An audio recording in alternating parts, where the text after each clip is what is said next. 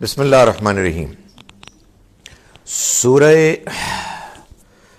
الانبیاء سورہ نمبر 21 کی آیت نمبر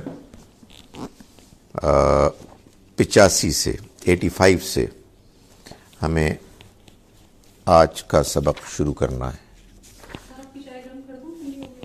نہیں، وہ ایکچولی میں سورہ انبیاء کے بارے میں نے آپ کو یہ بتایا تھا کہ یہ سورہ مبارکہ پچھلی سورہ طٰہٰ کی جوڑا سورہ ہے۔ یہ سورتوں کا جوڑا ہونا قرآن مجید کی اس ترتیب میں ایک اصول ہے۔ اس میں 6 ایکسیپشنز ہیں، ورنہ ساری صورتیں ایسے آئی ہیں کہ ایک ساتھ آنے والی 2 صورتیں ایک دوسرے کے ساتھ مل کر جوڑا بنتی ہیں۔ چنانچہ یہ سورہ مبارکہ سورہ انبیاء اور اس سے پچھلی سورہ طٰہٰ، یہ دونوں جوڑا صورتیں ہیں۔ دونوں کا چنانچہ موضوع ایک ہی ہے، جو عام طور پر مکی صورتوں کا ہوا کرتا ہے، یعنی انذار اور بشارت۔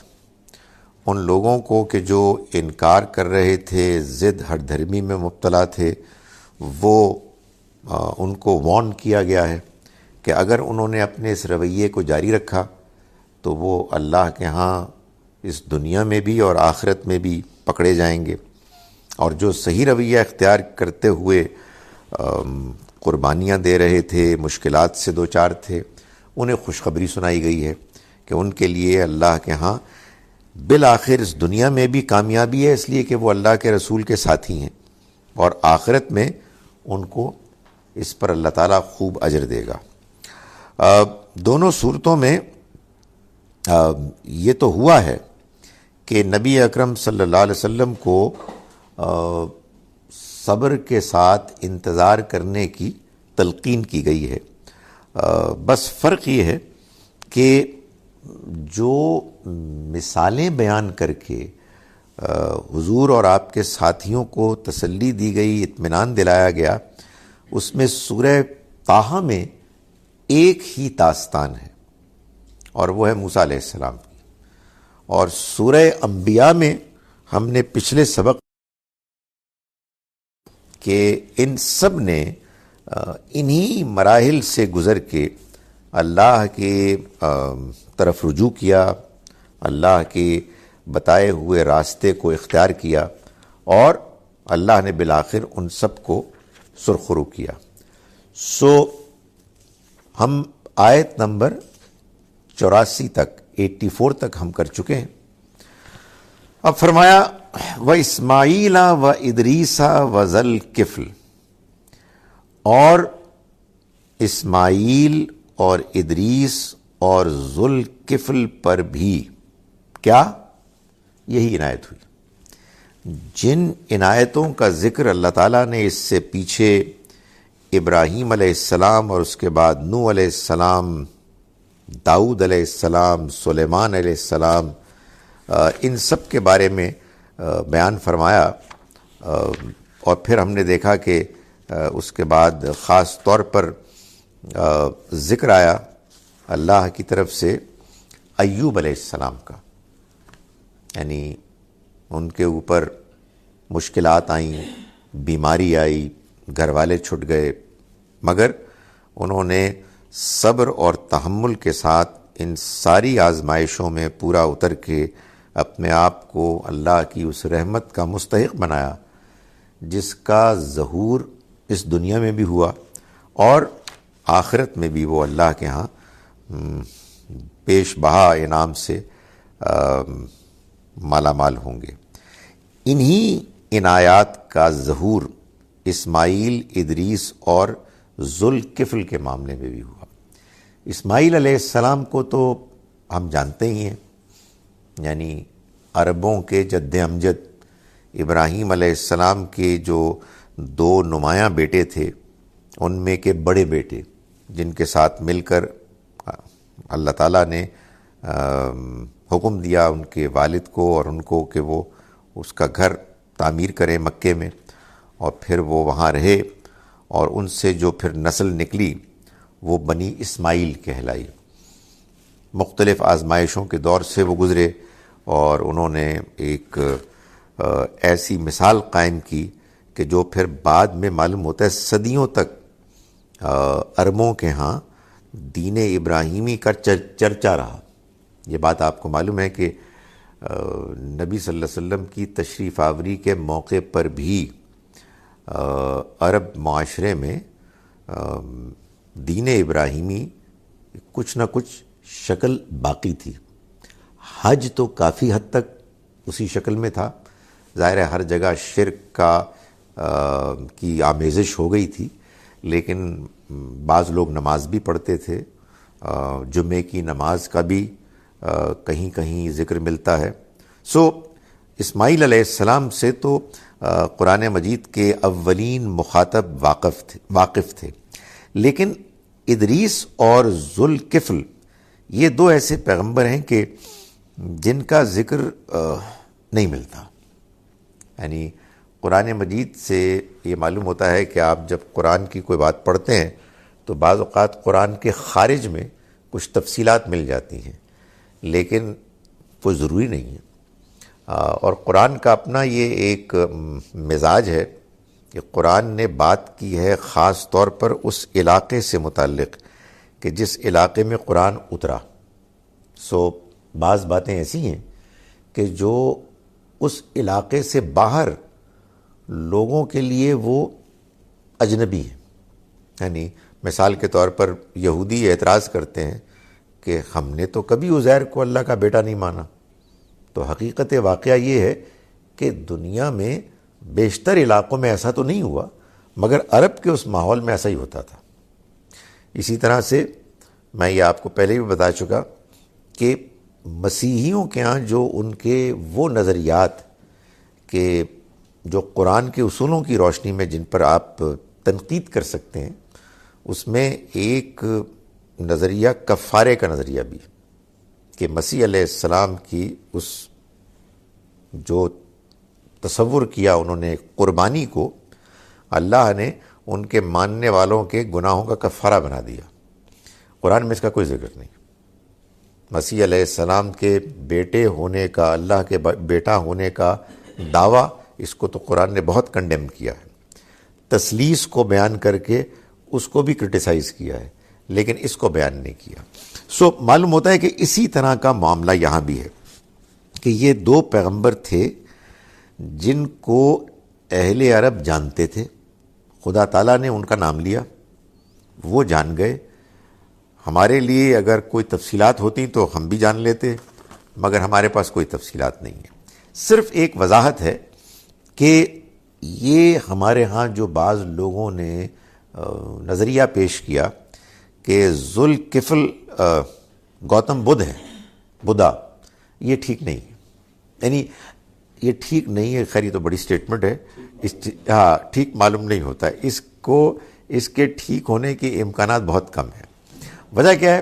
وجہ یہ ہے کہ یہ جو بھی بزرگ بیان ہو رہے ہیں اس ترتیب میں، یہ سارے ابراہیم علیہ السلام کے بعد کے ہیں، اور ابراہیم علیہ السلام کے بعد اللہ نے یہ فیصلہ کیا تھا کہ جو بھی پیغمبر آئیں گے وہ اولاد ابراہیم میں سے ہوں گے۔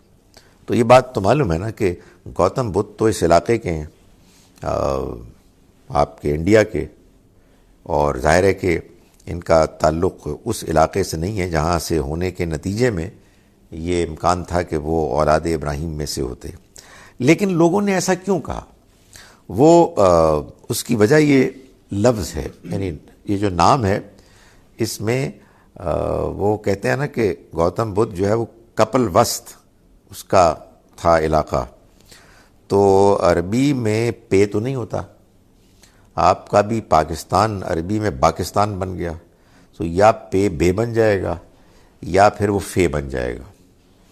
سو عربی میں آپ گاڑی کو پارک نہیں کرتے بلکہ بارک کرتے ہیں، سو وہ پے جو ہے وہ بے یا فے ہو جاتا ہے۔ سو یہاں بھی لوگوں کا خیال یہ ہوا کہ یہ کپل جو ہے یہ کفل اور کفل بن گیا، ذوالکفل، مگر حقیقت یہ ہے کہ میں نے گزارش کی کہ اس کا امکان کم ہے۔ فرمایا کل من الصابرین، یہ سبھی صبر کرنے والوں میں سے تھے، یعنی ان کی زندگیوں میں وہ آزمائشیں آئیں کہ جو بہت کٹھن تھیں، لیکن انہوں نے ہر آزمائش میں ثابت قدمی کا رویہ اختیار کیا، جس کے نتیجے میں وہ بالآخر ان مشکلات سے اپنے آپ کو انہوں نے بچایا، اس کی زد میں آنے کے باوجود وہ اللہ تعالیٰ کے ہاں سرخرو ہوئے۔ یہ ایک حقیقت ہے کہ ہم کو تاریخ میں، ماضی کے واقعات میں اگر کچھ لوگوں کے ایسی پرفارمنس ہمارے علم میں آئے کہ جو ہماری ہی طرح کے حالات سے گزرے لیکن اس پر پورا اترے، تو ایک انسان کے اندر عزم اور حوصلہ پیدا ہوتا ہے۔ فرمایا وَأَدْخَلْنَاهُمْ فِي رَحْمَتِنَا، ہم نے ان کو داخل کیا اپنی رحمت میں، اِنَّهُمْ مِنَ الصَّالِحِينَ، یقیناً وہ ہمارے نیک بندوں میں سے تھے، یعنی ان کی اس نیکی کے رویے نے ان کے لیے ممکن بنایا کہ وہ صبر کریں اور سیدھے راستے پر قائم رہیں۔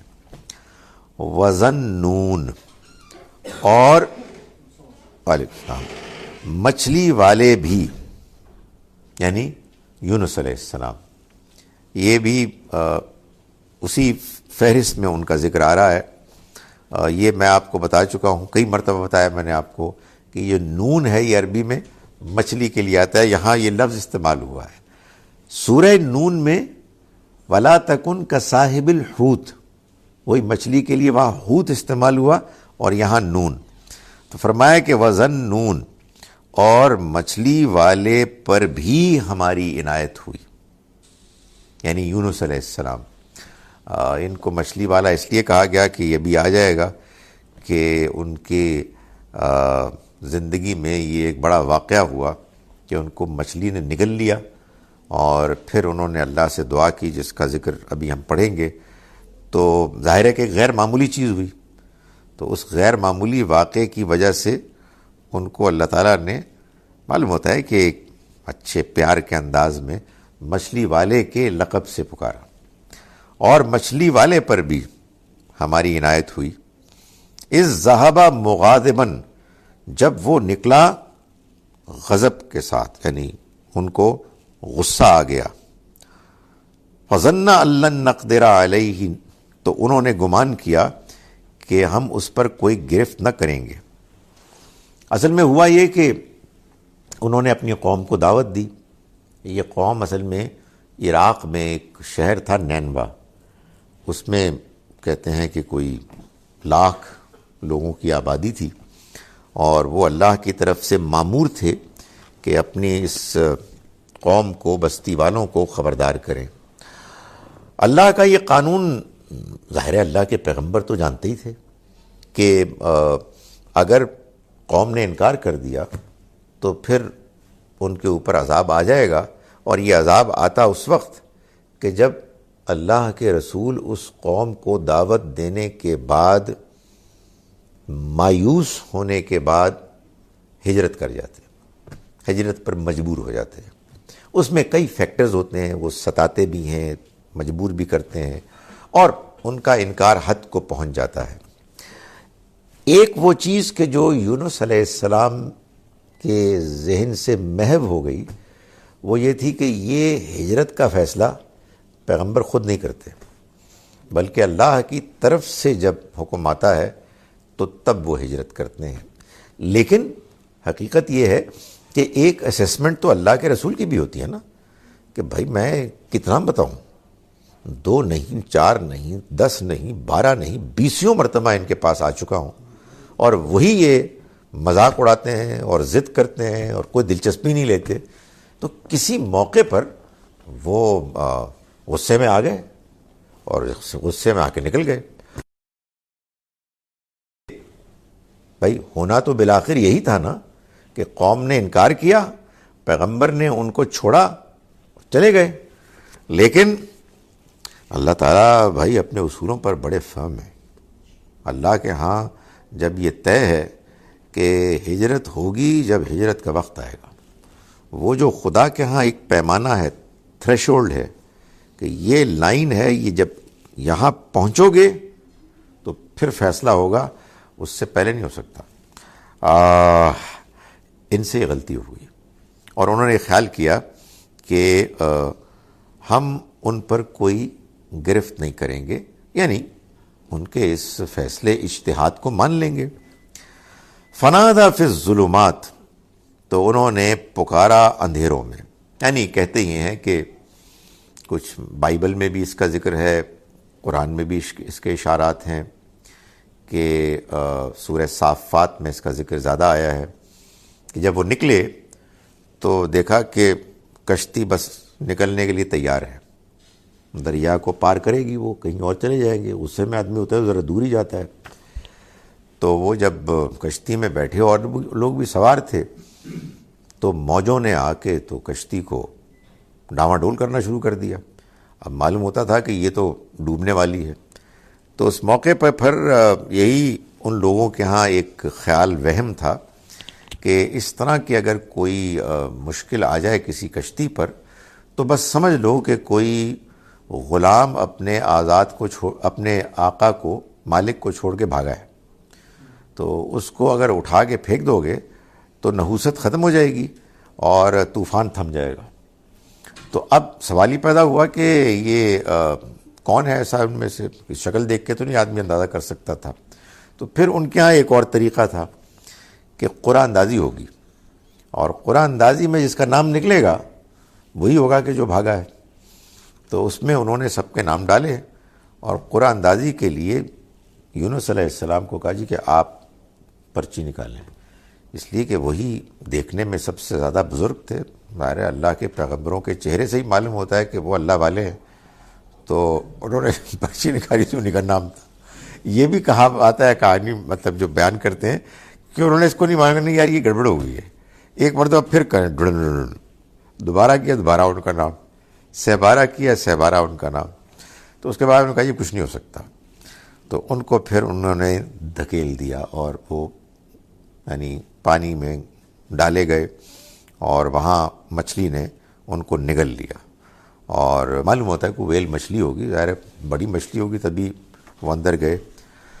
تو وہ اندھیروں میں گئے. ظاہر اندھیرے، یار کیسے اندھیرے ہوں گے؟ مطلب بندہ سوچے چھوٹا سا کمرہ ہو تو آدمی کا دماغ بالکل خراب ہو جائے، اور یہ تو کمرہ کیا، یہ تو مچھلی کا پیٹ ہے.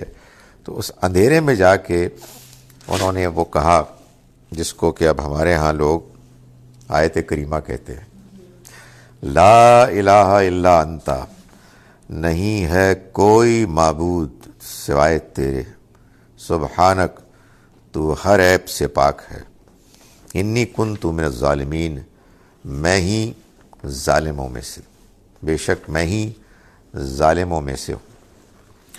اس میں کوئی چیز نہیں مانگی گئی.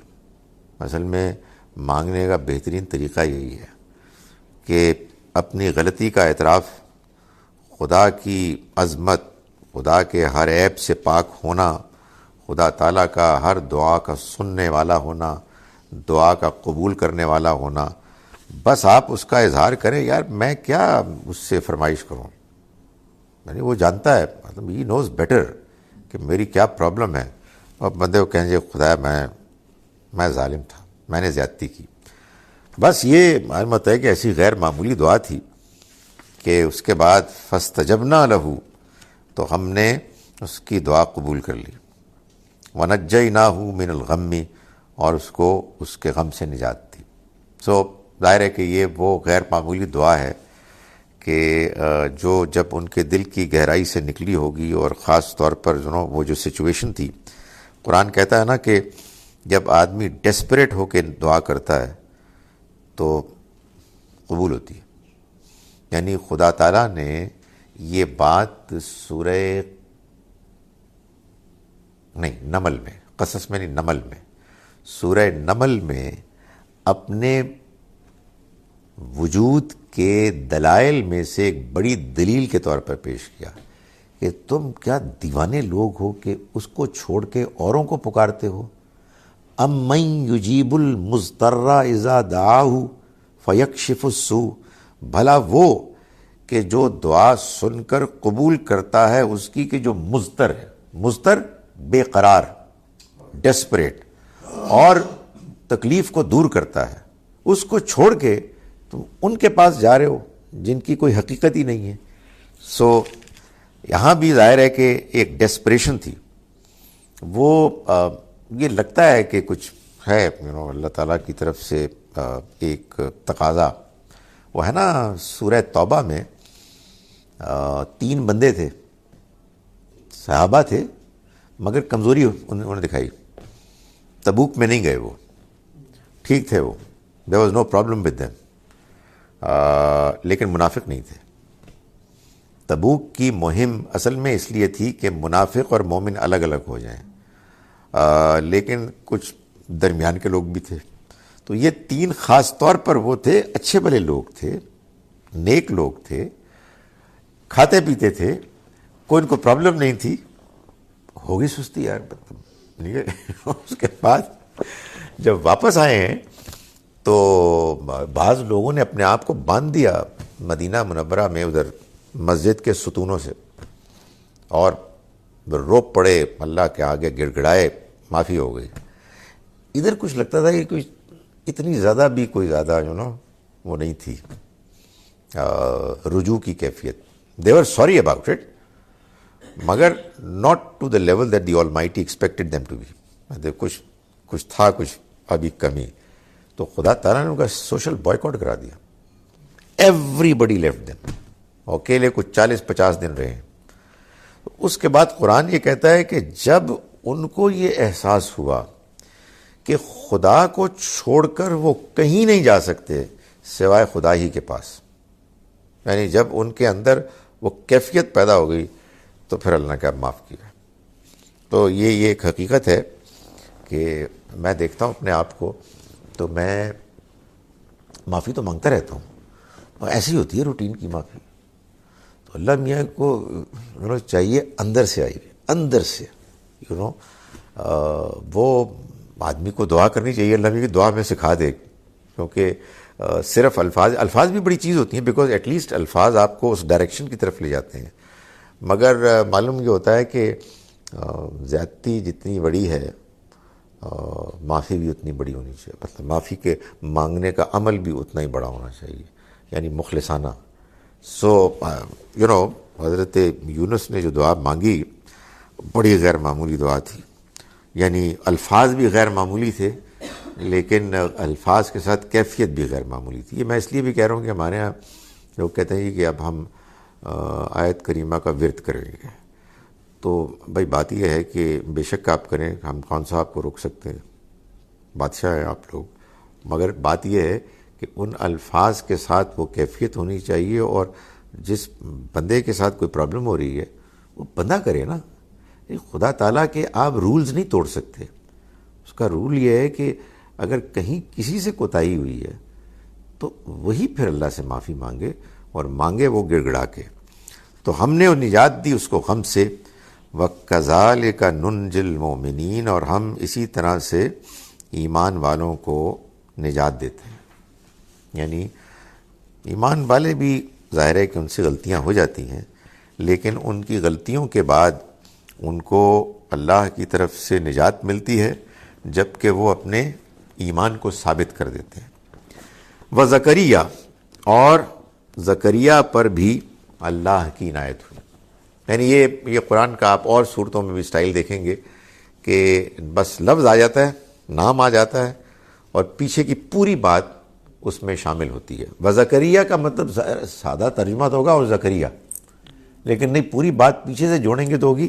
اور زکریا پر بھی اسی طرح سے ہماری عنایت ہوئی. اور کانٹیکسٹ کیا ہے کہ اے میرے پیغمبر اور ان کے ساتھیوں، تمہارے ساتھ بھی ایسا ہوگا، ڈونٹ وری. یہ تو حالات ہیں، آزمائش ہیں. اس آزمائش سے تم ابھی گزر رہے ہو. ہم تم کو ان لوگوں کی داستانیں سنا رہے ہیں کہ جو ان آزمائشوں سے گزر کے کامیاب ہو گئے. So don't worry. انشاءاللہ تم اپنا کام کرو، تمہارے معاملات ٹھیک ہو جائیں گے۔ اور زکریہ پر بھی ہماری عنایت ہوئی، اذ نادا ربہ، جب اس نے پکارا اپنے رب کو، رب لا تذرنی فردن، اے میرے رب تو مجھے اکیلا نہ چھوڑ، وانت خیر الوارثین، اور تو سب وارثوں سے بہتر وارث ہے۔ آج ہم وہ آیات پڑھ رہے ہیں کہ جو ہمارے عام طور پر مختلف موقعوں پہ پڑھی جاتی ہے۔ عام طور پر کہتے ہیں کہ اولاد نہیں ہو رہی تو پھر یہ دعا یہ سجیسٹ کی جاتی ہے کہ تو مجھے نہ چھوڑ اکیلا، اور تو سب وارثوں میں سب سے بہتر وارث ہے۔ یعنی زکریہ علیہ السلام کے ہاں وہ بوڑھے ہو گئے اور اولاد نہیں تھی، اور انہوں نے اپنے رب سے اس بات کا اظہار کیا کہ میں تنہا نہ رہ جاؤں، میں چاہتا ہوں کہ کوئی اس تیرے دین کی ٹریڈیشن کا وارث بنے۔ دوسری سورہ مبارکہ سورہ مریم سے معلوم ہوتا ہے، اور سورہ آل عمران میں بھی ہے، کہ he was not particularly asking for a child, یہ نہیں تھا، وہ وارث مانگ رہے تھے۔ اس لیے کہ جب اللہ کی طرف سے ان کو بتایا بچہ، تو انہوں نے کہا جی کہ یہ کیسے ہوگا، یہ کیسے ہو سکتا ہے، میں تو یہ کہہ رہا تھا کہ کوئی ہو جائے اسی میں سے، بنی اسرائیل میں سے، ہمارے خاندان میں سے کوئی ایسا نکل آئے۔ تو اللہ تعالیٰ کی اپنی شان ہے، وہ جب نوازتا ہے تو پھر وہاں سے نوازتا ہے کہ جہاں سے گمان بھی نہیں ہو سکتا، من حیث لا یحتسب، یہ ہے کمال۔ مجھے کوئی کہہ رہا تھا، یہ ہوتا ہے، لوگ کہتے ہیں کہ سائنٹیفکلی آپ کیسے پروو کر سکتے ہیں خدا کو؟ تو میں کہتے یار مطلب اگر سائنٹیفکلی پروو کر دیا تو گیم ہی ختم ہوگی، پھر دلچسپی تو نہ ہوئی نا۔ آپ اپنے آپ کو وہاں تک لے آئیں کہ جہاں تک آنے کے بعد، جس مقام پر آنے کے بعد پھر آپ اللہ سے رجوع کریں، تو وہ آپ کو خود آپ کے کیس میں الگ کچھ تجربات سے آپ کو یہ بات سمجھائے گا، دوسروں کے کیس میں دوسری طرح سے سمجھائے گا۔ اور یہ وہ تجربات ہوتے ہیں کہ جو میں آپ کو نہیں، I can't prove it to you, اور نہ آپ مجھے کر سکتے ہیں۔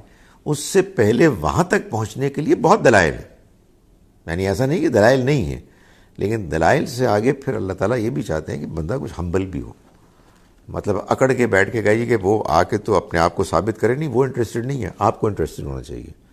آپ ہیں کہ جو بے بس ہیں، آپ ہیں کہ جو اس کی مخلوق ہیں، آپ کو اس سے تقاضا کرنا چاہیے، اس کے آگے اپنے آپ کو ثابت کرنا چاہیے، تو وہ انشاءاللہ آپ کو بتائے گا۔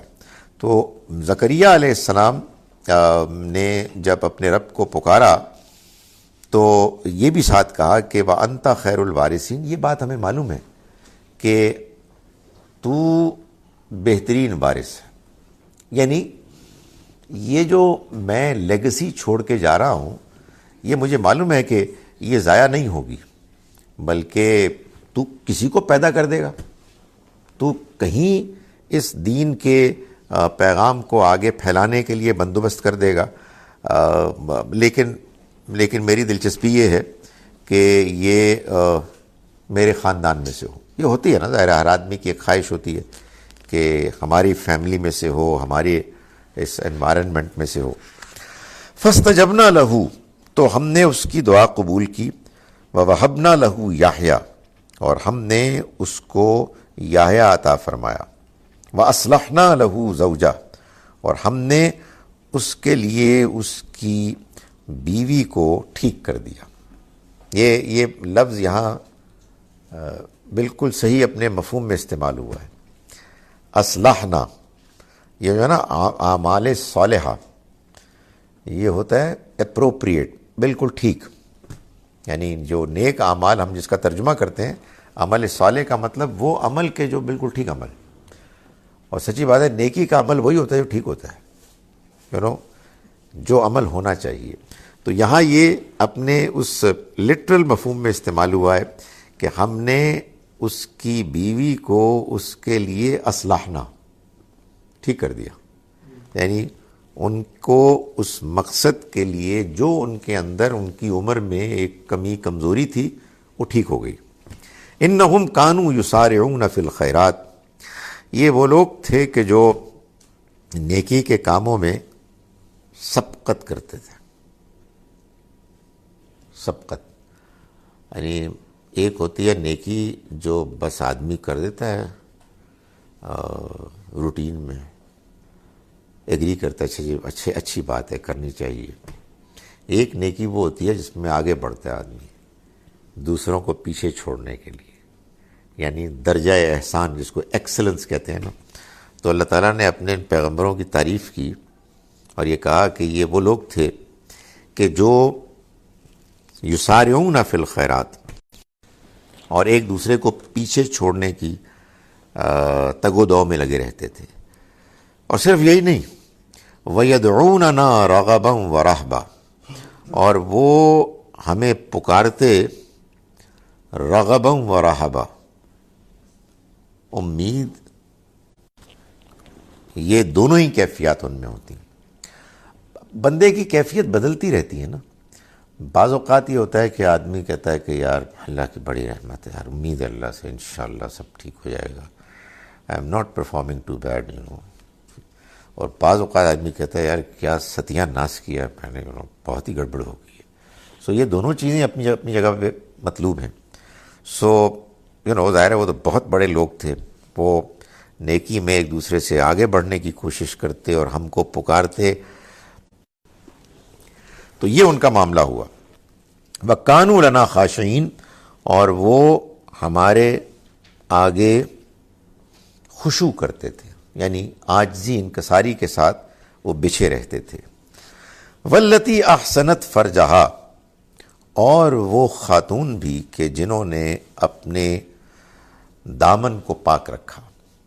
یہ دیکھو نا، اللہ تعالیٰ جب کسی سے محبت سے کسی کا ذکر کرتے ہیں تو بعض اوقات نام میں بھی مریم علیہ السلام کا نام نہیں لیا. بھائی ایک کافی ہے کہ وہ خاتون کے جنہوں نے اپنے آپ کو پاک صاف رکھا، اپنے دامن کو پاک رکھا. فَنَفَخْنَا فِيهَا مِن رُوحِنَا، تو ہم نے ان کے اندر اپنی روح پھونکی. اپنے اندر اپنی روح پھونکی یعنی ان کے لیے بچے کی پیدائش کا بندوبست کیا عام معمول کے طریقے سے ہٹ کر ایک غیر معمولی معجزانہ طریقے سے. اللہ نے اس کے لیے وہ صورت بنائی کہ جو عام صورت سے مختلف تھی. وَجَعَلْنَاهَا وَابْنَهَا آیَةً لِّلْعَالَمِينَ، اور ہم نے ان کو اور ان کے بیٹے کو جہان والوں کے لیے ایک نشانی بنا دیا. یعنی اللہ کی عظیم قدرت کی نشانی، موت کے بعد ایک اور زندگی ہونے کی نشانی، اور اس بات کی نشانی کہ اللہ تعالیٰ جس معمول اور ترتیب سے عام طور پر معاملات کرتا ہے وہ اس کا پابند نہیں ہے. وہ جب چاہے جیسے چاہے انسانوں کو پیدا کرے، اس کے ہاتھ بند تو نہیں گئے ہیں. یہ مجھے نہیں کبھی سمجھ میں آتی کہ آدمی اتنا کیسے سوچنے لگتا ہے کہ یہ جو قوانین فطرت ہیں ان کا بنانے والا ان قوانین کا پابند ہو گیا ہے. بھائی جس نے یہ قانون بنائے ہیں وہ کسی اور قانون کے تحت بھی کر سکتا ہے، یا جس نے یہ قانون بنائے ہیں وہ انہی قوانین کے تحت ایسے کام کر سکتا ہے کہ آپ کو سمجھ میں نہیں آیا کہ یہ قانون کیسے اپلائی ہوا ہے. تو جب یہ واقعہ ہو گیا ہے تو بس اس واقعے کو جاننے کے لیے جو شواہد ہونے چاہیے ان کی تحقیق ضرور کرنی چاہیے. یعنی آدمی کو بیوقوف نہیں بننا چاہیے، لیکن جب ایسے ذرائع سے آپ کو بات معلوم ہو جائے کہ یہ واقعی حقیقت میں ایسا ہوا ہے تو بس اس کے ہاں تو ایسے غیر معمولی طریقے سے اپنے فیصلوں کو نافذ کرنے کے معاملے میں کوئی رکاوٹ نہیں ہو سکتی. فرمایا کہ ان ھذہ امتکم امۃ واحدہ، یہ تمہاری امت ایک ہی امت ہے.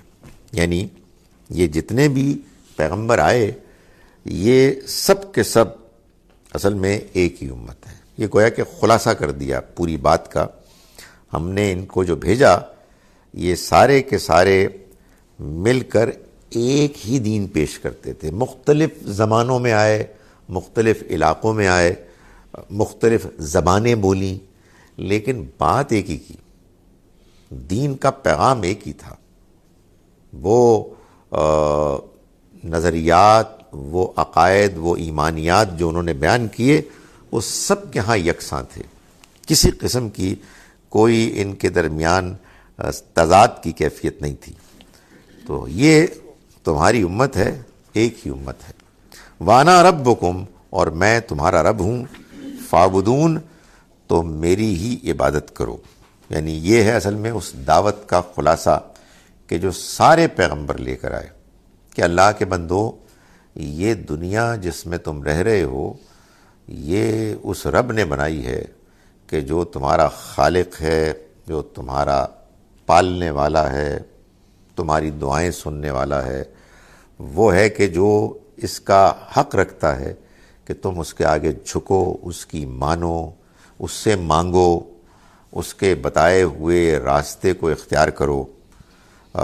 اس کے علاوہ کوئی اور مقصد نہیں ہے ہمارا.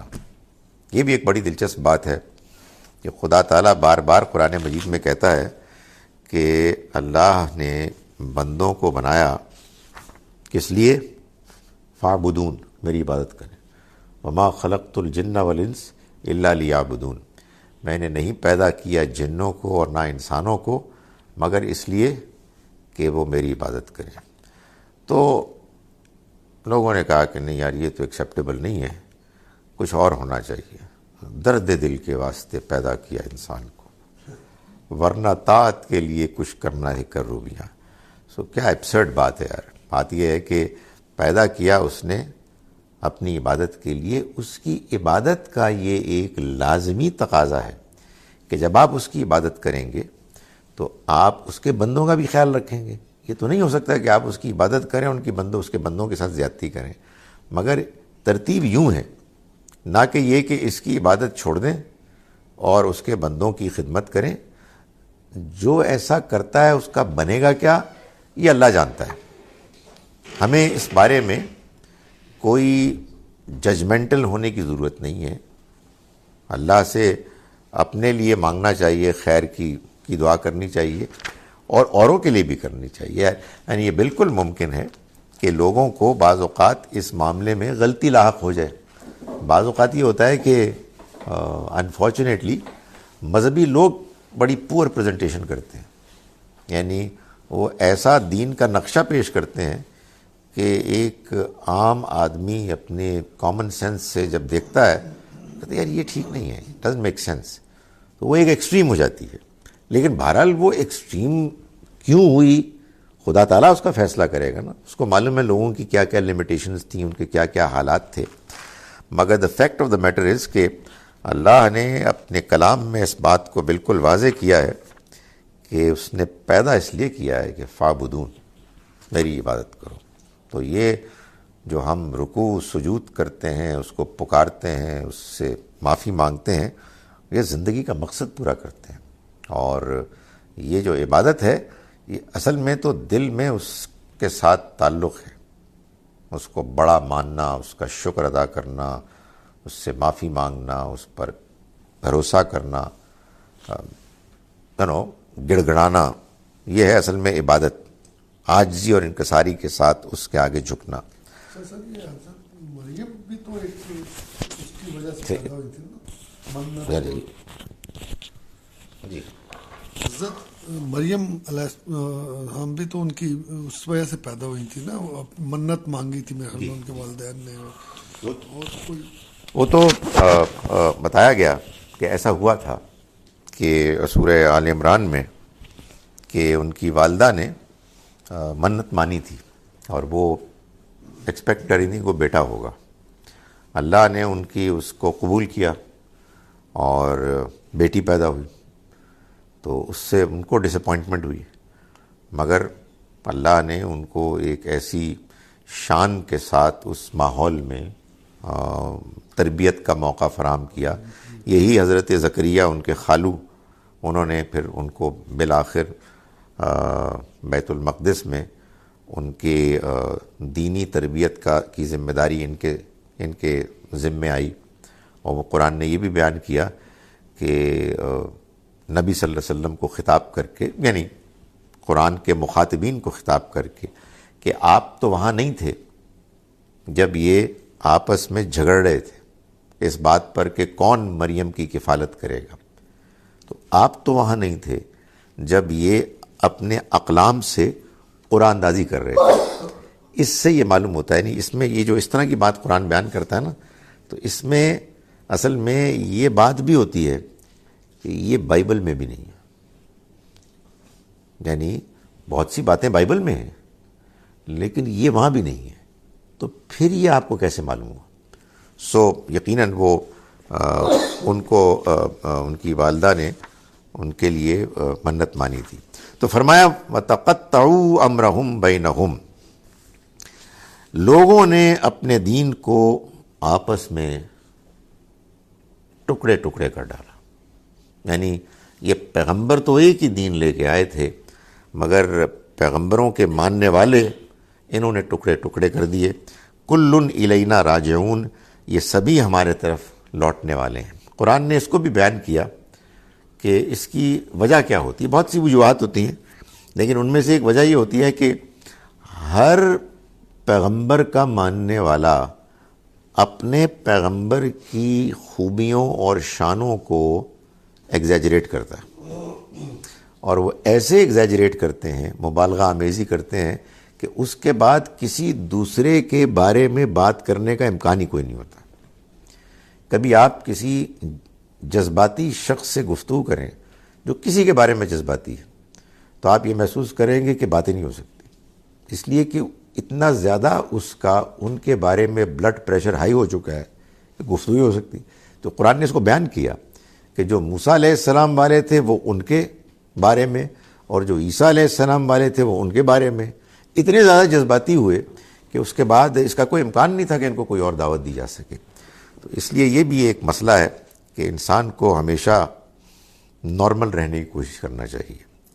فَمَن يَعْمَلْ مِنَ الصَّالِحَاتِ، پھر جس نے عمل کیا نیک، وَهُوَ مُؤْمِنٌ، اور وہ مومن بھی ہوا، فَلَا كُفْرَانَ لِسَعْيِهِ، تو اس کی کوشش کی ناقدری نہیں ہوگی، یعنی اس کو لازماً اس کا اچھا انجام ملے گا۔ یہ قرآن نے بیان کیا ہے کہ صرف نیک عمل ہی کافی نہیں ہے بلکہ اس کے ساتھ ایمان بھی ہونا چاہیے، یعنی آپ اللہ کی خاطر کریں، یعنی اگر آپ نیک عمل کر رہے ہیں اور اس کے پیچھے آپ انکار کر رہے ہیں تو پھر یہ کس کے لیے کر رہے ہیں؟ یعنی یہ تو ٹھیک ہے کہ بعض اوقات انسان کے اندر نیکی کا جذبہ غالب ہوتا ہے اور کچھ دبا ہوا ہوتا ہے خدا کو راضی کرنا، بعض اوقات اس کو راضی کرنا نمایاں ہوتا ہے، باقی چیزیں کم ہوتی ہیں، اور آخرت کی کامیابی کا جذبہ بھی ایک اعلیٰ جذبہ ہے، اس لیے کہ آخرت ہے نا جس کا فیصلہ اللہ نے کیا ہے۔ تو اللہ تعالیٰ یہ فرماتے ہیں کہ جو عمل کرے گا اچھا اور وہ مومن بھی ہوگا تو اس کی کوشش ضائع نہیں جائے گی، اس کی قدر کی جائے گی۔ وَإِنَّا لَهُ كَاتِبُونَ، اور ہم اسے لکھ رہے ہیں۔ میں ان آیات کا ترجمہ ایک مرتبہ پھر پیش کر رہا ہوں آپ کے سامنے۔ ہم نے آج آیت نمبر 85 سے اپنا سبق شروع کیا تھا، کافی لمبے عرصے وقفے کے بعد۔ بسم اللہ الرحمن الرحیم۔ وَإِسْمَاعِيلَ وَإِدْرِيسَ وَذَا الْكِفْلِ، اور ہم نے عنایت کی اسماعیل، ادریس اور ذوالکفل پر بھی۔ کل من الصابرین، یہ سارے ہی ثابت قدمی دکھانے والے، صبر کرنے والے تھے۔ وَأَدْخَلْنَاهُمْ فِي رَحْمَتِنَا، اور ہم نے ان کو داخل کیا اپنی رحمت میں۔ إِنَّهُمْ مِنَ الصَّالِحِينَ، یقیناً وہ نیک لوگوں میں سے تھے۔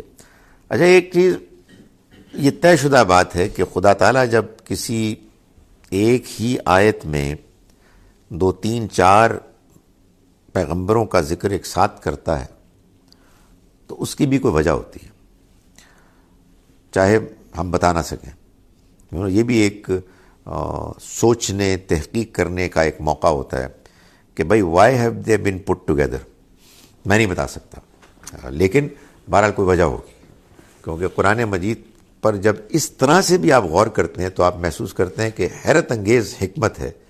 کوئی نہ کوئی چیز ہے کہ جو ایک ساتھ آنے والے ناموں سے منسوب شخصیات کے درمیان جو کچھ اشتراک کی باتیں ہیں وہ پائی جاتی ہیں. وَذَنُّونَ اور مچھلی والے پر بھی ہماری عنایت ہوئی، یعنی یونس پر. اذ ذہب مغاضبا جب وہ نکلا غضبناک ہو کر، غصے ہو کر. فظن ان لن نقدر علیہ تو اس نے گمان کیا کہ ہم اس پر کوئی پکڑ نہیں کریں گے. فنادا فی الظلمات پھر اس نے پکارا اندھیروں میں، اللہ الہ الا انت سبحانک کہ تیرے سوا کوئی الہ نہیں ہے پروردگار، تو پاک ہے. انی کنت من الظالمین بے شک میں ہی ظالموں میں سے ہوں. فاستجبنا لہ تو ہم نے اس کی دعا قبول کی. ونجیناہ من الغم اور ہم نے اس کو نجات دی غم سے. وکذالک ننجی المؤمنین اور ہم اسی طرح سے اہل ایمان کو نجات دیتے ہیں.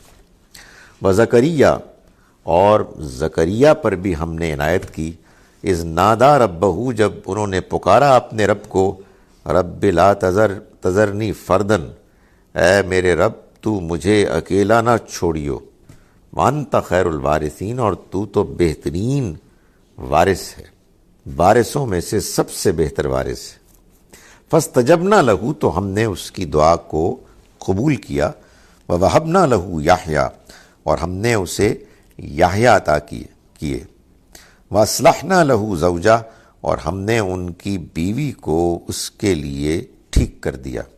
انہم کانوا یسارعون فی الخیرات یہ وہ لوگ تھے کہ جو نیکی کے کاموں میں سبقت کرتے تھے.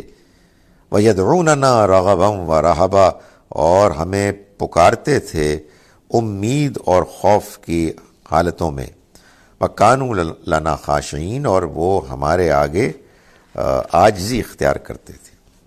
واللتی احسنت فرجہا اور ان کے ساتھ بھی اللہ نے عنایت کی، ان خاتون کے ساتھ کہ جنہوں نے اپنے دامن کو پاک رکھا. فنفخنا فیہا من روحنا تو ہم نے ان کے اندر اپنی روح پھونکی. وجعلناہا وابنہا آیۃ للعالمین اور ہم نے ان کو اور ان کے بیٹے کو تمام جہان والوں کے لیے ایک نشانی بنا دیا. ان ھذہ امتکم امۃ واحدہ یہ تمہاری امت ایک ہی امت ہے. وَأَنَا رَبُّكُمْ اور میں تمہارا رب ہوں. فَاعْبُدُونِ چنانچہ تم میری عبادت کرو. وَتَقَطَّعُوا أَمْرَهُمْ بَيْنَهُمْ تو پھر انہوں نے اپنے دین کو آپس میں ٹکڑے ٹکڑے کر ڈالا، یعنی وہ تفرقے میں مبتلا ہو گئے. وَمَن يَعْمَلْ كُلٌّ إِلَيْنَا رَاجِعُونَ سبھی ہماری طرف لوٹنے والے ہیں. یعنی مطلب یہ ہے کہ یہاں یہ جھگڑے کر رہے ہیں، وہاں ہم ان جھگڑوں کا فیصلہ کر دیں گے. یعنی سب واضح ہو جائے گا، دودھ کا دودھ پانی کا پانی ہو جائے گا. فَمَن يَعْمَلْ مِنَ الصَّالِحَاتِ تو جو کوئی نیک اعمال کرتا ہے، وَهُوَ مومن اور وہ مومن بھی ہے.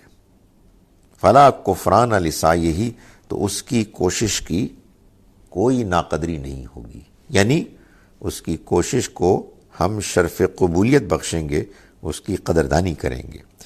وَإِنَّا لَهُ كَاتِبُونَ اور بے شک ہم اسے لکھ رہے ہیں، یعنی ان کی صحیح کہیں ضائع نہیں ہو رہی، پورا ریکارڈ ہے کہ جس کو درج کیا جا رہا ہے. اقول قولی ھذا واستغفر اللہ لی. جناب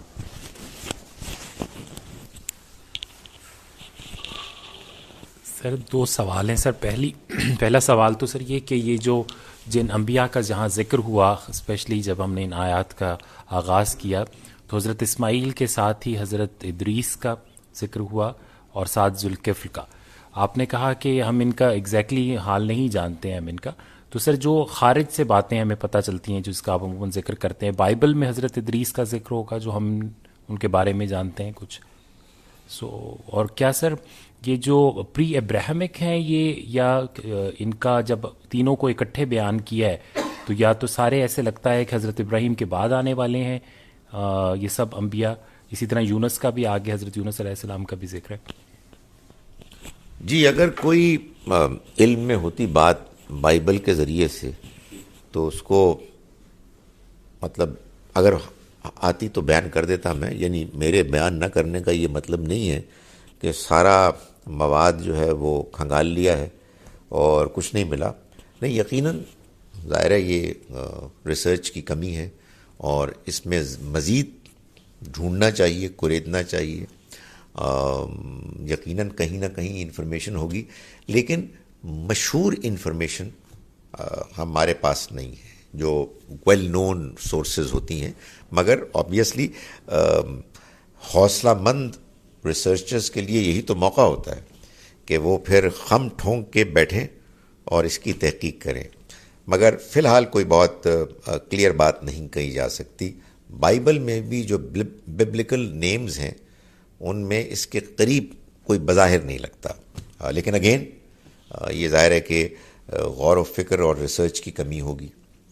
دوسری چیز جو آپ نے بات کہی، زیادہ امکان نہیں لگتا ہے کہ یہ ابراہیم علیہ السلام کے بعد کے ادوار کی شخصیات ہیں، اس لیے کہ اصل میں ابراہیم علیہ السلام سے تو پہلے جن کا ذکر آتا ہے وہ نوح علیہ السلام ہے.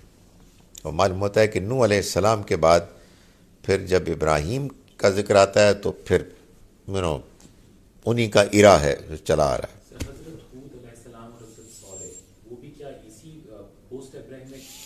نہیں، وہ ڈفرینٹ ہیں.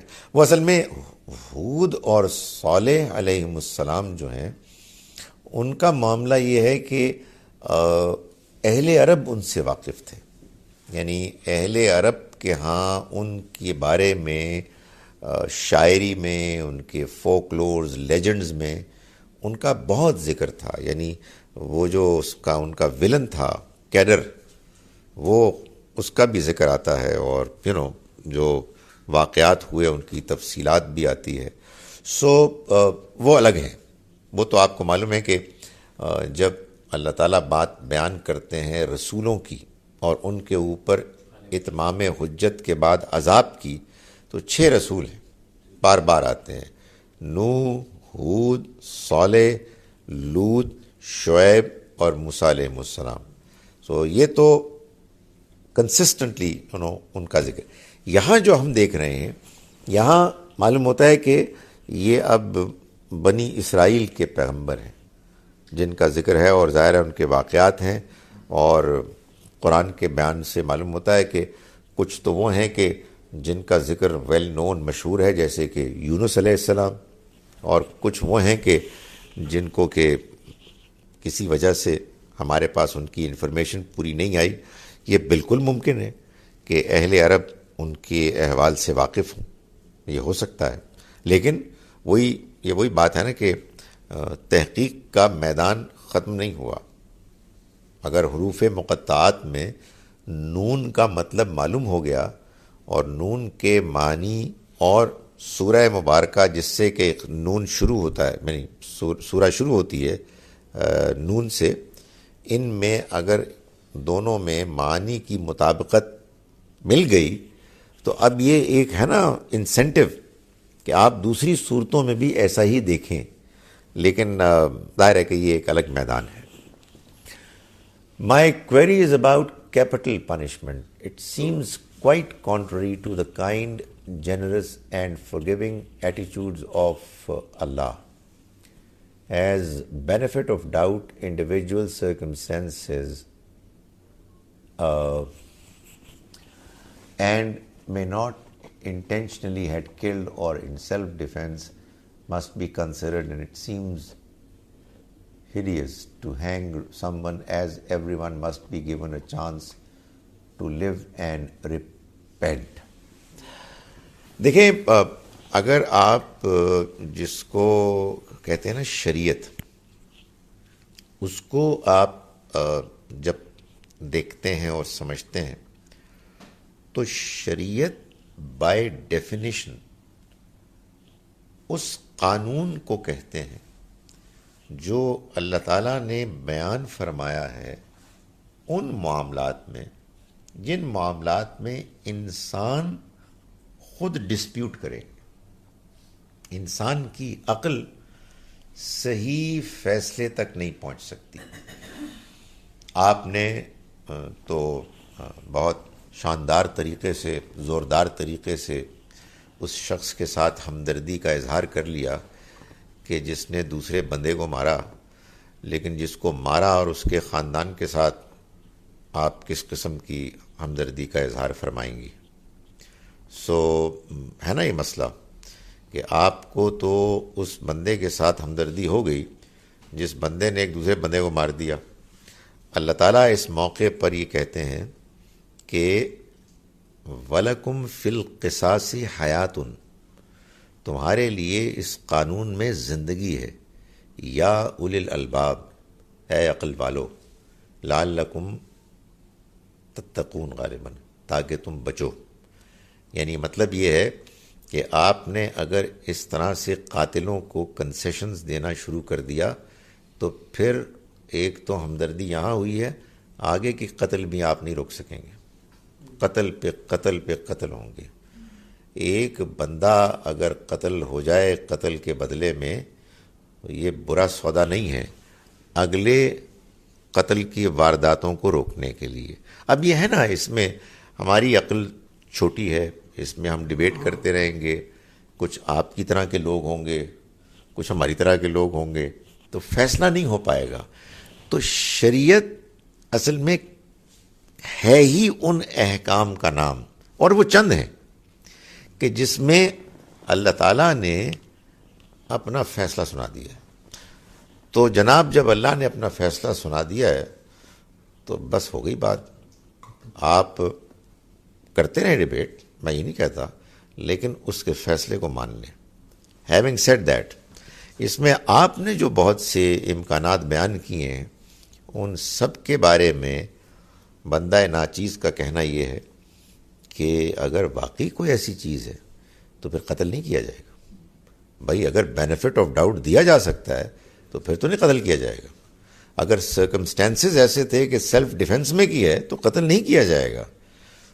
آپ اس پورے قانون کو سمجھیں کہ بندے نے دوسرے بندے کو قتل کیا اور اس کے کرنے کی اس کے پاس کوئی ایسی جسٹیفیکیشن نہیں تھی کہ جو اس کے لیے سزا سے بچنے کا ذریعہ بن جائے، تبھی قتل ہوگا.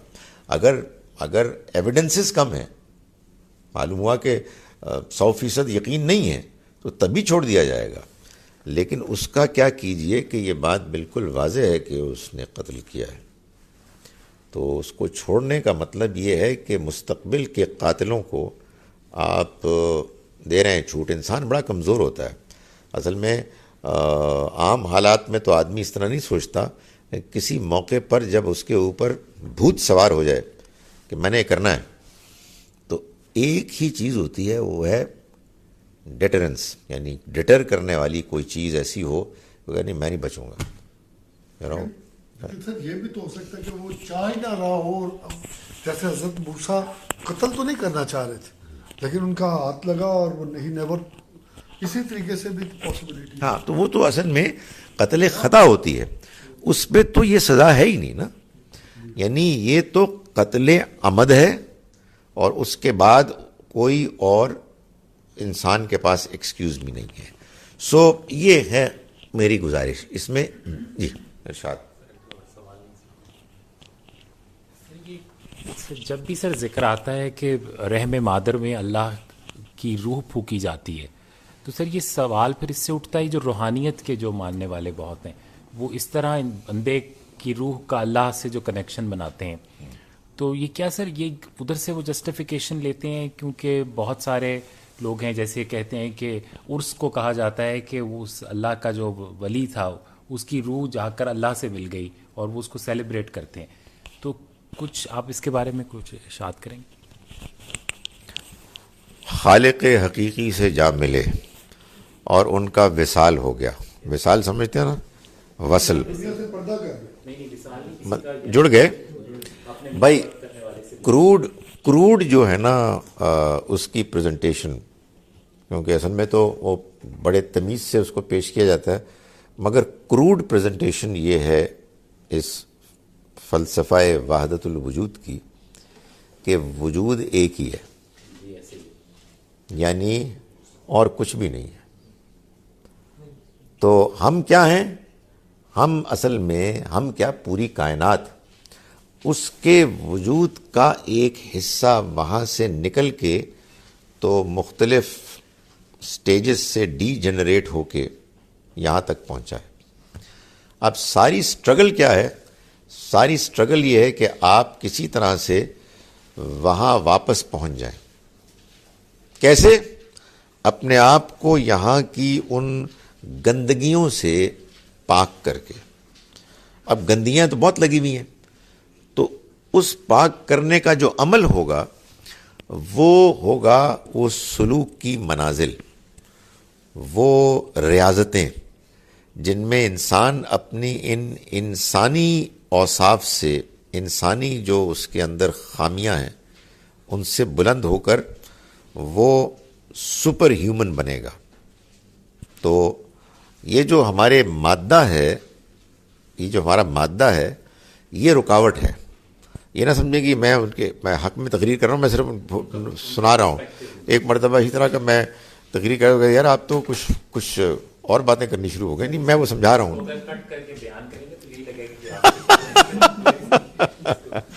سو اس میں 3 جو ہے نا خوبیاں وہ بیان کی جاتی ہیں جو ایک صحیح بندہ اس فیلڈ کا ہوتا ہے.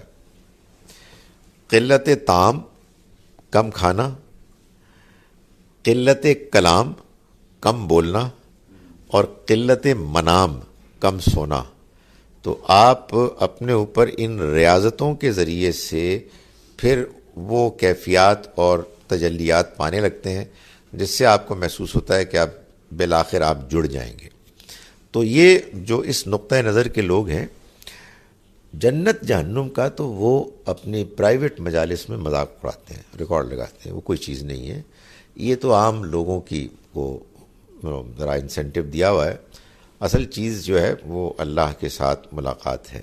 آپ نے مجھ سے سوال پوچھا کہ یہ اصل میں جو آیا ہے وَنَفَخْنَا فِيهِ مِن رُوحِنَا فِيهَا مِن رُوحِنَا, اور اس طرح کے الفاظ سے ان کے ذہن میں یہ بات جاتی ہے. یو رائٹ, اصل میں اسی چیز سے قرآن نے وارن کیا تھا, خبردار کیا تھا. کیا کہ آپ متشابہات کے پیچھے نہ پڑیں. یہ متشابہات ہے نا. اللہ نے مریم علیہ السلام کے ساتھ کیا معاملہ کیا یا آدم علیہ السلام کے ساتھ کیا معاملہ کیا, اس کو جس زبان میں اللہ نے ڈسکرائب کیا ہے وہ میٹافوریکل ہے. قرآن یہ کہتا ہے کہ متشابہ آیات, میٹافوریکل جو ڈسکرپشن ہے, آپ جو لوگ جن کے دل میں ٹیڑھ ہوتا ہے وہ اس کے درپے ہوتے ہیں اس کی حقیقت کو جاننے کے لیے, حالانکہ اس کی حقیقت کوئی نہیں جان سکتا سوائے اللہ کے. اور جو علم میں راسخ ہیں وہ یہ کہتے ہیں کہ یہ اللہ کی طرف سے, بس we believe in it, we understand it, اس سے آگے ہم کچھ نہیں کریں گے. ایک دوسری بات لوگ عام طور پر اگنور کرتے ہیں. یہ مجھے کل ہی کسی نے سوال پوچھا تو میں نے ان کو یہ بتایا کہ دیکھو, یہ بات کہ اب کوئی یہ دعویٰ کرے کہ میری فرشتے سے ملاقات ہوئی ہے یا فرشتہ میرے پاس آیا ہے, یہ ختم نبوت کے بعد نہیں ہو سکتا. ختم نبوت کا مطلب یہی ہے کہ خدا تعالیٰ کا ڈائریکٹ کمیونیکیشن اب اپنے بندوں سے ختم ہو گیا.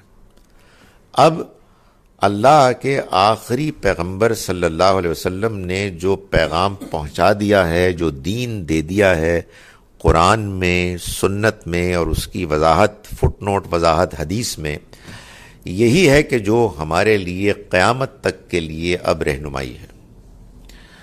یہ اگر آپ کے اندر شوق ہے کہ آپ فرشتوں سے ملنا چاہتے ہیں، یا اگر کسی کا حوصلہ اس سے بھی زیادہ ہے کہ وہ اللہ میاں سے ملاقات کرنا چاہتے ہیں، تو ہو جائے گی، لیکن جنات کرائیں گے آپ کو. یعنی وہ جن ہوگا جو فرشتہ بن کے آئے گا، وہ جن ہوگا جو اللہ میاں بن کے آئے گا، آپ کا شوق پورا ہو جائے گا. وہ جن ہوگا جو آپ کے دادا جان بن کے آئیں گے مرحوم. یہ بھی ہوتا ہے نا، یہ میں نے خواتین کو بہت دیکھا، کو ہوتا ہے شوق، وہ کوئی ٹرک کرتی ہے، وہ ادھر سے وہ ان کے ہو گئے روحوں سے ملاقات ہو گئی، کوئی ہٹلر کی روح سے ملاقات، سب ہو جاتی ہے. پر وجہ ہے کہ آپ جو خواہش کریں گے جنات موجود ہیں. جنوں کے کو ہمارے اوپر یہ ایڈوانٹیج حاصل ہے کہ وہ انویزیبل ہیں.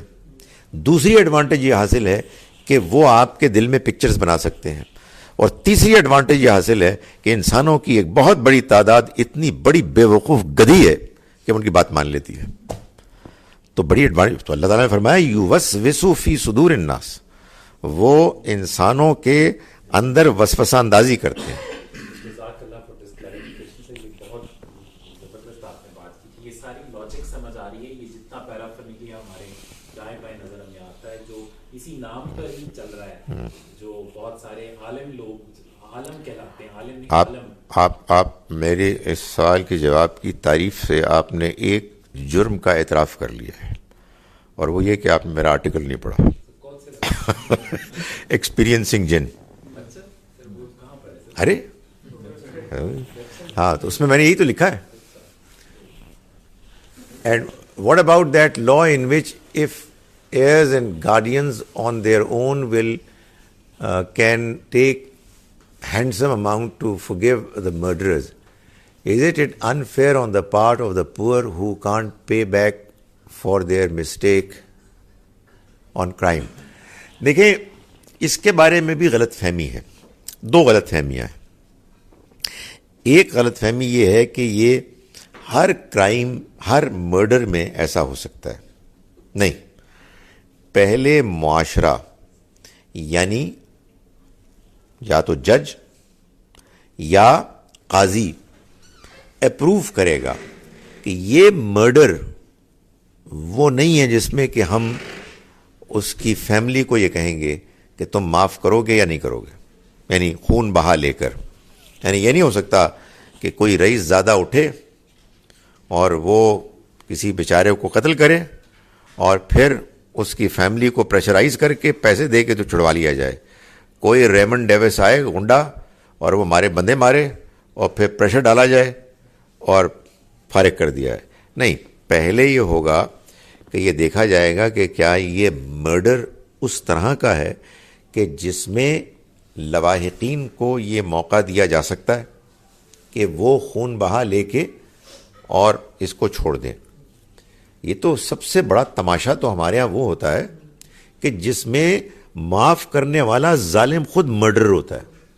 باپ نے بیٹی کو قتل کیا ہوتا ہے، بھائی نے کیا ہوا ہوتا ہے. یہی تو وہ کاروکاری جو ہمارے میں مسئلہ ہے کہ وہ غیرت کے نام پہ قتل کرتے ہیں اور اس کے بعد مقدمے میں بالآخر آتا کیس کس کے پاس ہے؟ ان کے پاس. اور یہی تو وہ ہوتے ہیں. تو بھائی چلو ٹھیک ہے، جو قاتل ہے اس نے نہیں معاف کیا، باقی لوگ جو اس کے ساتھ ملے ہوئے ہوتے ہیں وہ کر دیتے ہیں. سو پہلی غلط فہمی یہ ہے کہ ہر مرڈر کے کیس میں آپ فیملی کے پاس جائیں گے. نہیں، ان کیسز میں جن میں فیملی کی طرف ریفر کیا جائے گا، نمبر 1. اور نمبر 2 یہ ہے کہ یہ طریقہ تھا کہ جس میں عاقلہ آپ سمجھیں کہ جو قاتل ہے اس کا سپورٹ سسٹم، اس کی ٹرائب سب مل کے کنٹریبیوٹ کرتے تھے. یعنی کوئی ایک بندہ یا فیملی نہیں بلکہ پورا قبیلہ. تو اس میں غریب امیر کا مسئلہ ختم ہو جاتا ہے. اب انفارچونیٹلی چونکہ ہمارے ہاں سسٹم بدل گیا ہے، ہمارے ہاں جو معاشرت ہے وہ کچھ کی کچھ ہو گئی ہے.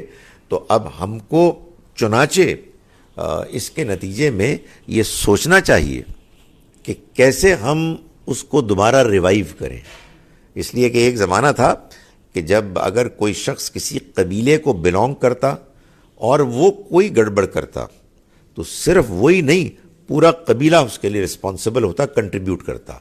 سو اس سے امید ہے کہ آپ کا یہ اعتراض بھی کچھ نہ کچھ کم ہوا ہوگا. اعتراض کے خاتمے کی امید تو اتنی جلدی نہیں ہے مجھے, لیکن کچھ نہ کچھ تو ریڈیوس ہوگا, کچھ تو نرم ہوا ہوگا. Is it true historically that Prophet, peace be upon him's wife Hazrat Safiya was brought to the Prophet as a concubine of غزوہ خیبر؟ دیکھیں یہ خبریں ہیں اور ان خبروں میں بعض کے بارے میں یہ بھی ہوا ہے, بتایا جاتا ہے کہ آپ نے ان کو آزاد کیا, بعض کے بارے میں یہ بھی کہا جاتا ہے کہ نہیں بھی آزاد کیا. جب ہم اس طرح کی انفارمیشن کو ظاہر ہے کہ ہسٹوریکلی لیتے ہیں تو میں یہ بار بار کہتا ہوں کہ ظاہر ہے کہ اس کو ہم اس سرٹن نالج کی روشنی میں دیکھیں گے کہ جو ہمارے پاس قرآن اور سنت کی شکل میں موجود ہے. نبی اکرم صلی اللہ علیہ وسلم کا کردار, آپ کا اخلاق, آپ کا لوگوں کے ساتھ معاملہ کرنا, یہ ایک روشن کتاب ہے. اب خبر ہم کو دے دے تو وہ خبر بھی اسکیچی سی ہوگی, انکمپلیٹ ہوگی. ہم ظاہر ہے کہ جتنی ایک انفارمیشن ہے اس کو ضرور دھیان سے دیکھیں گے, مگر اس میں کئی معاملات ہوئے, پھر ظاہر ہے اس کو ایکسپلین کریں گے. مثال کے طور پر یہ بات کہ اگر فرض کیجئے کہ یہ بات صحیح بھی ہے کہ حضرت ماریہ قبطیہ وہ آزاد نہیں ہوئی, میں ایک خبر جو عام طور پر بیان کی جاتی ہے, تو obviously اس کو پھر ایکسپلین کیا جائے گا اس پورے دین کے کانٹیکسٹ میں. شاید یہ بات کہی جائے گی کہ اگر یہ بات صحیح ہے, اور یہ ہمیشہ ہوگا اگر یہ بات صحیح ہے, تو پھر اس کا مطلب یہ ہے کہ ظاہر ہے کہ اس زمانے میں غلام لونڈیاں اگرچہ کہ اللہ کی بتائے ہوئے پلان کے مطابق آزاد کرنی تو مطلوب تھیں, لیکن ایسا نہیں تھا کہ وہ سب کے سب فوراً آزاد ہو گئے. ایک ٹائم لگا جس میں گریجولی لوگوں کو موقع ملا. پھر ادھر کچھ اور ٹریڈیشن میں ایسی مضبوط چیزیں تھیں, جیسے مثال کے طور پر اگر کوئی کسی کو تحفے میں ایسے دے تو اس کو فوراً آزاد کرنا کچھ پسندیدہ نہیں سمجھا جاتا تھا. واللہ عالم, میں سنی سنائی باتیں ہیں جن کو اگر فرض کیجئے کہ تھوڑی دیر کے لیے آپ مانتے ہیں تو اس کا مطلب پھر یہی ہوگا کہ یہ بتانا مقصود تھا کہ کسی خاتون کو لونڈی کی حیثیت رکھنے کے باوجود اس کو کیسے عمدہ رویے کے ساتھ رکھا جاتا ہے, اس کی کیسی عزت احترام کیا جاتا ہے. بٹ بیکاز یہ سارا ریکارڈ ہسٹوریکل ہے, اس لیے اس سے زیادہ کوئی بات نہیں کی جا سکتی. ہمارے اصل میں یہ بڑی ایک پرابلم ہوتی ہے کہ لوگ خبریں لے کے آتے ہیں اور اس کی بنیاد پر اس طرح کے امپورٹنٹ معاملات کے جو ہمارے ایمان کا حصہ ہے اس کو ڈسکس کرتے ہیں, حالانکہ وہ خبر ایٹ بیسٹ ایک امکان ہی ہے, اس سے زیادہ کوئی سرٹن بات تو نہیں ہے. Did Allah punish Hazrat Yunus because he did hijrat early, but why did they push him off the boat when he was not guilty? دیکھیں, push him off the boat تو ایک واقعہ ہے, اور انہوں نے کیوں کیا یہ تو اب انہی سے پوچھنا چاہیے تھا, لیکن معلوم یہی ہوتا ہے کہ ان کا طریقہ یہی تھا کہ وہ کسی ایک کو پھینک دے. جب پانی میں کشتی ڈول رہی ہے اور نظریہ یہ ہے کہ ان میں سے کوئی ایک ہے کہ جس کی وجہ سے یہ ہو رہا ہے, تو پھر اس کو کرنا تھا انہوں نے. اور جو انہوں نے طریقہ اختیار کیا اس میں قرا یونس علیہ السلام کے نام کا نکلا, تو کوئی اور طریقہ نہیں تھا.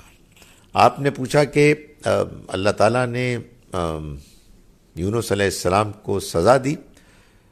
دنیا میں اصل میں سزا نہیں ہوتی, دنیا میں آزمائش ہوتی ہے. دنیا میں انسان کی غلطی پر اللہ کی طرف سے جو آپ کہیے گرفت بھی ہوتی ہے وہ اصلاح کے مقصد کے لیے ہوتی ہے کہ انسان اس طرح کی مشکلات میں مبتلا ہو کے اپنی اصلاح کر لے.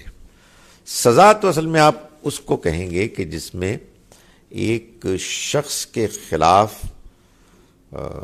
فرد قرارداد جرم، یعنی اس کے جرم کی جو فہرست ہے اور اس کے جو ایویڈنسز ہیں وہ سب جمع کر کے ثابت ہو جائے کہ یہ وہ ہے کہ جس نے یہ جرم کیا اور اس کو اب کوئی چھوٹ نہیں مل سکتی، تو اس کو پکڑا جائے. دنیا میں تو آپ دیکھیں ہم غلطیاں کرتے ہیں، بڑی بڑی غلطیاں ہوتی ہیں، ہمارے حالات ایسے ہوتے ہیں، غصہ آدمی کو آ جاتا ہے. یونس علیہ السلام نے لیٹس فیس اٹ بہت بڑے آدمی تھے، اس لیے اللہ کی طرف سے ان کی اصلاح کے لیے بھی ایک بہت غیر معمولی طریقہ اختیار کیا گیا، اور اللہ کے سٹینڈرڈز بھی ان کے بارے میں بڑے ہائی ہیں.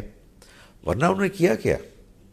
یعنی ایک بدتمیز قوم تھی جنہوں نے بار بار پیغام کو سن کے ٹھکرایا، سننے کے لیے تیار نہیں ہوتے تھے. تو میں آپ کو بتاتا ہوں، بیکار قسم کے لیکچر دینے والا اسلامک سٹڈیز میں لڑکے اگر تنگ کرتے ہیں تو یہ چاہتا ہے کہ ان کا منہ نوچ لے آدمی کہ یہ کیا بدتمیزی ہو رہی ہے، یعنی آپ خدا کی بات کیوں نہیں سنتے ہیں؟ تو غصہ آ جاتا ہے آدمی کو. سو ظاہر ہے کہ جو اللہ کا پیغمبر ہے اور اللہ کا پیغام پیش کر رہا ہے اعلیٰ ترین درجے کے ساتھ اپنے کردار کے ساتھ، اور لوگ صبح و شام مذاق اڑا رہے ہیں، تو ان کا غصے میں آ جانا یہ کوئی ایسی حیرت کی بات نہیں. مگر جو ان کے اپنے سٹینڈرڈز، ان سٹینڈرڈز میں جو اللہ کے ہاں ان کا ایک مقام تھا، اس لحاظ سے ایک کمی آ گئی. یہ ہو جاتا ہے. تو یہ ظاہر ہے کہ سزا تو آپ اس کو نہ کہیں. واٹ ہیپن ٹو حضرت عیسیٰ، whether he is still alive or he is dead by the will of Allah but not murdered by his enemies. دیکھیں جی، مشکل سوالات کا ریٹ ہائی ہے، تو یہ نہیں ہوگا کہ یہ اتنی آسانی سے اس کا جواب ملے گا. مشکل پہ مشکل سوالات ہو رہے ہیں. گزارش یہ ہے کہ مسیح علیہ السلام کے اس دنیا سے جانے کی کیا حقیقت ہے، اور پھر اگر وہ زندہ چلے گئے ہیں تو ان کی واپسی کی کیا حقیقت ہے، یہ اس میں بڑی ڈیبیٹ ہے. اور میں نے یہ محسوس کیا ہے کہ جب بھی کوئی میڈیا میں وہ کیا ہے، وہ نیٹ لنک ہے یا کیا ہے، اس میں کوئی مووی آ جائے تو پھر اس کے بعد وہ چیز جو پرانی ہوتی ہے پھر وہ شروع ہو جاتی ہے. تو اب یہ لوگ بہت پوچھ رہے ہیں جی کہ مسیح، کیونکہ سنا ہے کہ کوئی مسایہ ٹائپ کو نام کی کوئی وہ ہے سیریز آئی ہے. سادہ سی بات جو مجھے سمجھ میں آئی ہے وہ یہ ہے کہ، اور اس لیے سمجھ میں آئی ہے جو میں بیان کر رہا ہوں، کہ قرآن میں ایسے بیان ہوا ہے. قرآن مجید میں ایٹ لیسٹ 2 مقامات ایسے ہیں، ویسے تو 2.5 میں کہوں، ایک تیسرا بھی ہے، لیکن 2 مقامات ایسے ہیں کہ جن کو آدمی جب پڑھتا ہے تو اس کا بڑا غالب گمان مسیح علیہ السلام واپس نہیں آئیں گے. ایک مقام ہے سورہ آل عمران کی آیت نمبر 59. آپ کہیں گے آپ نے اتنے کانفیڈنٹلی کیسے بول دیا، کل پرسوں ہی دیکھی تھی کسی کو جواب دیتے ہوئے. اس میں اللہ تعالیٰ مسیح علیہ السلام کے بارے میں بتا رہے ہیں کہ جب یہودی رومنز کے ساتھ سولی پر چڑھانے کے لیے کہ ناپاک عزائم کے ساتھ آ رہے تھے، ابھی پہنچے نہیں تھے، تو کسی موقع پر اللہ تعالیٰ نے مسیح علیہ السلام کو خطاب کر کے ان کو یہ ایشورنس دلائی کہ یا عیسیٰ انی متوفی کا، میں تم کو وفات دینے والا ہوں، و رافع کا الیہ، اور اپنے پاس اٹھانے والا ہوں، و مطہر کا من الذین کفروا، اور میں تم کو پاک کر دوں گا ان لوگوں کے ناپاک عزائم سے کہ جنہوں نے انکار کیا. وَجَاعِلُ الَّذِينَ اتَّبَعُوكَ، اور میں بناؤں گا ان کو کہ جو تمہارے پیروکار تمہارے نام لیوا ہیں، فوق الذین کفروا، ان لوگوں پر غالب کہ جنہوں نے انکار کیا، یعنی تمہارا، الی یوم القیامہ، قیامت تک کے لیے. یعنی اللہ نے مسیح علیہ السلام کو اس خاص موقع پر کہ جب ان کے اوپر وہ غلط نیت کے ساتھ حملہ آور ہونے والے تھے، یہ خوشخبری سنائی. اور خدا کی خوشخبری پھر کیا ہوتی ہے؟ قیامت تک کے لیے سنائی. یہ تمہیں مارنے آ رہے ہیں، تمہارے نام لیوا، تمہارا پیغام قیامت تک ایسا ہوگا کہ یہ یہودی کہ جو تم کو قتل کرنے کے ارادے سے آ رہے ہیں، تمہارے نام لیوا، تمہارے ماننے والے ان کے اوپر غالب رہیں گے قیامت کے دن تک کے لیے. اور یہ ایک حقیقت ہے کہ یہ تب بھی ہوا اور آج تک ایسا ہی ہو رہا ہے. دوسرا مقام جو ہے وہ ہے، یہ تو ادھر ہے جو کہتے ہیں نا آؤں ادھر سے، اب ادھر سے دیکھیں پاؤں سے کہ قیامت کے روز مسیح علیہ السلام سے اللہ تعالیٰ کہے گا کہ اے عیسیٰ، یہ تم نے ان کو کہا تھا کہ تم اور تمہاری ماں میرے علاوہ معبود ہیں. تو وہ کہیں گے کہ اے خدایا، جو تو نے مجھے بتایا وہی میں نے ان کو پہنچا دیا، اور جب تو نے مجھے وفات دے دی تو پھر تو ہی ان پر نگران تھا. یعنی میں اس میں کیا کر سکتا ہوں؟ جب تک میں ان کے درمیان تھا تو میں نے ان کو وہی بتایا جو تو نے مجھ کو بتایا کہ تو ہی معبود ہے، تو ہی واحد ہے. جب تو نے مجھے فلما توفیتنی، جب تو نے مجھے وفات دے دی، کنت انت الرقیب علیہم، تو ہی ان پر نگران تھا. تو یہ بڑا زبردست موقع تھا. یہ گفتگو قیامت کے روز کریں گے حضرت عیسیٰ. تو بڑا زبردست موقع تھا کہ اس موقع پہ اللہ تعالیٰ ان کی زبانی یہ کہلواتے کہ اور ابھی تو میں دوبارہ گیا ہوں. ایک تو پہلے گیا تھا، ایک سیکنڈ اننگز کھیلنے گیا تھا، تو ابھی میں ہو کے آیا ہوں. کوئی نہیں کہیں گے. تو اب یہ مسٹری ہے. یعنی حقیقت واقعہ یہ ہے کہ اگر یہ بخاری اور مسلم میں حدیثیں نہ ہوتیں تو میں یہ تقریر بھی نہ کرتا کہ کوئی سوال ہی پیدا نہیں ہوتا. لیکن چونکہ وہ اس پائے کی حدیث کی کتابوں میں یہ بات بیان ہوئی ہے، تو اس لیے قرآن کو واضح طریقے سے بیان کر کے بتانا ضروری ہے کہ بھائی اگر قرآن اور حدیث میں کہیں بظاہر کلیش ہو جائے تو تم بتاؤ کس کو پریفر کریں گے؟ حدیث کو کریں گے؟ نہیں، ہم قرآن کو کریں گے اور یہ کہیں گے حدیث پہ غور کرتے رہیں گے. ہو سکتا ہے ہم نے غلط سمجھا ہو سکتا ہے حدیث کسی نے غلط بیان کی ہو، کچھ بھی ہو سکتا ہے. لیکن بھائی مجھے جب یہ بات یوں سمجھ میں آ رہی ہے تو میری مجبوری ہے نا کہ میں اس کو مانوں گا کہ بھائی نہیں، کوئی امکان نظر نہیں آ رہا. باقی اللہ بہتر جانتا ہے. یار اب یہ ٹائم ہو گیا ہے سر. 15 اور 20 years I missed prayers. Can I do قضا for that? If yes, what's the best way? توبہ کریں اور اپنی نماز شروع کر دیں. کرنا چاہتے ہیں میں آپ کو روک نہیں سکتا، لیکن بات یہ ہے کہ ہر غلط کام کی تلافی توبہ ہے. آج کے بعد اپنی نماز نہ چھوڑیں. آپ کا جی چاہتا ہے آپ نوافل پڑھیں اور اللہ سے معافی مانگیں.